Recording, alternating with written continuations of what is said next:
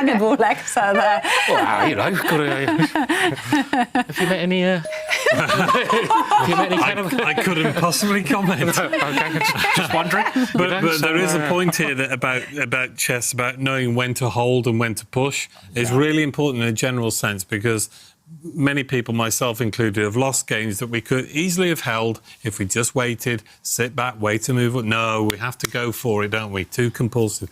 Know when to wait, know when to go. Inspired by Paul Morphy, Abhimanyu Mishra maybe, but struggling in this game. Well, there's been a few changes actually in this position, because Abhimanyu, you know, he didn't sit and wait. He was like, well, let me challenge the white pawn center. And I was a little bit surprised to see Magnus actually capture that pawn. Those pawns look weak on the right side, but at the same time, they have the potential to generate some dynamic play. Yeah, and at least the black knight is no longer a dead piece. Black's knight can jump into the centre of the board to the d5 square later. It does have potential if you can. OK, first he trades rooks. Is the intention now, next move, to jump into the middle of the board with the black knight? Interesting. And, well, Abhimanyu Mishra, he has ticked down to 3 minutes on the clock, and he takes it with a bishop. Retreating a bishop to the first rank is not such a bad thing. OK, Mishra, he knew one of his pawns was doomed, so he threw it forward, and now 2 Harrys are better than 1, right, Simon? White has 2 H-pawns. Ooh. That's what they say. I think the main point here is that's a pass pawn. So in the ending, it could become a queen because there's nothing obstructing it. And Black pushes his pass pawn forward. He's created a pass pawn of his own. Pawn, especially a passed one. Now White has a permanent blockade on the light squares. That's true. That's very true. Yeah, I think both kings are pretty safe right now. White's king potentially a bit vulnerable, but it can just shuffle off into the corner if it really needs to. First, Mishra trying to activate his knight. I would love that. Stockfish. a lot of people do that online. That's true. Too many people do that online. Unfortunately, they do. But yeah. But look at that!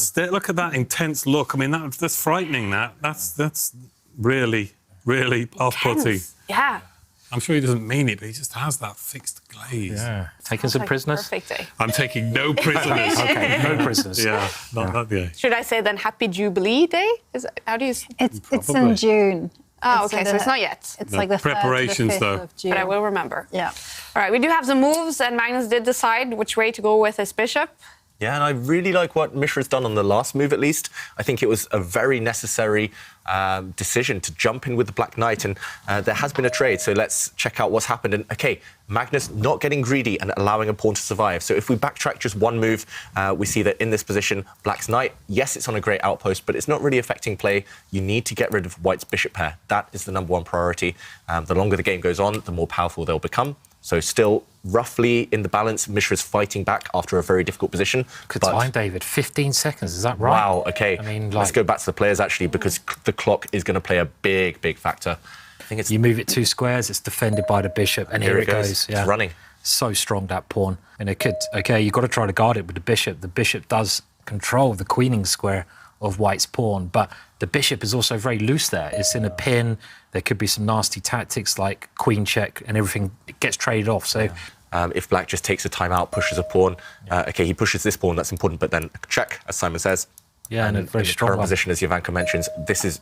OK, it has just happened. Yeah. Queen takes pawn is not a blunder. It's not a mouse slip. If the white queen is taken, then White can recapture the black queen, and this rook now cannot actually go and grab the white rook because it has to keep an eye on this corner square. It has to keep an eye on the white pawn. OK, the queen trade is about to happen. Mishra down to 5 seconds, though. And, OK, that was a check. Black's queen blocked. Block off Black's rook. OK, the white bishop, though, is going to act as the blockader. It's going to go up to g8. And look at this. This is going to lock in that black rook into the corner. I love... Well, I'd be tempted to play rook takes bishop here, just show off. Yeah. But I don't know. This move is very visual. I like these visual little things where the rook is trapped. And we've been talking about chess and prisons. That black rook is a prisoner now, right? It can never get out. And you can just look at the rest of the board, count the rest of the pieces. He's played this move. This looked like a very pretty way of winning with the white king running in eventually in the ending. Yeah, so White's actually down on material right now, but White is completely winning because that black rook is caged in.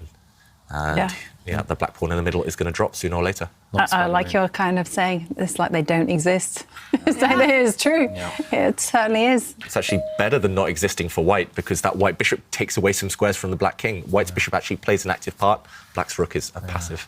And actually having the extra H pawn helps a lot here, because you can use that to save time at the right case, and black's probably going to run out of moves. We're going to reach a position already that's that's called Zugzwang. That means any move black makes will worsen his own position. And look at the black king. It's completely stuck, defending black's pawn in the middle of the board.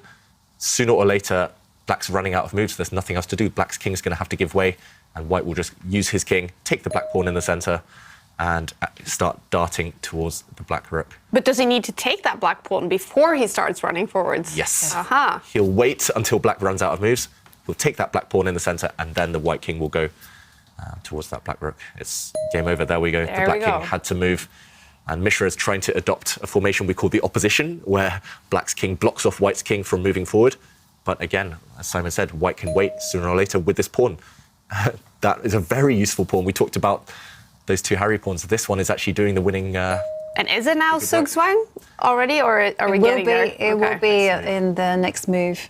So any move that Abhimanyu makes will just worsen his position. He would just actually like just to go pass. Yeah. Unfortunately, you can't do that in chess. And I think we'll see a result any moment. Just we'll explain it maybe in more detail a bit later, but the black king is going to have to give way. No matter which way the black king goes, the white king will go the opposite way. And traded pawns will not help black. Here we go. The white king is coming in now. And black's king unable to help. It's getting close then, I guess. A win for Magnus Carlsen, striking back after losing to Prague in round 5. Mishra giving it a good go, but of course, facing the world champion, it will be hard for a 13-year-old. And we saw a quick flurry of moves there. White's king did grab the remaining black pawn.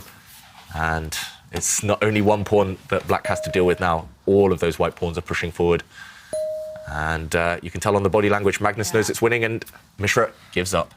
It's over. A win for Magnus Carlsen, striking back, winning against the youngest grandmaster in history. It's a long and interesting